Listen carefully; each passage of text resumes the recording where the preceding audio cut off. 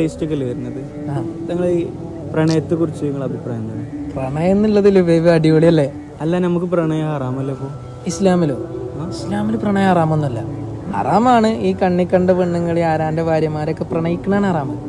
ഈ ഒരു നിക്കാഹ് ചെയ്ത കുട്ടിനെ പ്രണയിക്കണേന് എന്താ കുഴപ്പം? അതല്ലടാ പ്രണയം. ഈ ഫാത്തിമ ബീവിന്റെ അലിയാര് തങ്ങളെയും കഥ കേട്ടിട്ടുണ്ട്.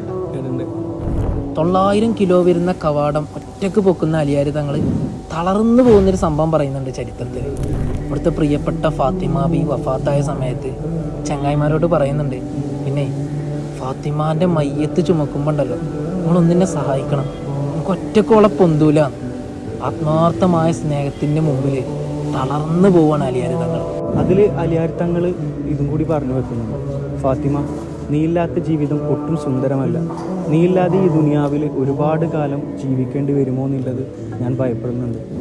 അതാണ് പ്രണയം. ഈ ആത്മാർത്ഥമായ സ്നേഹത്തെക്കാൾ കനുള്ളതൊന്നും ഈ ദുനിയാവിലില്ലടോ.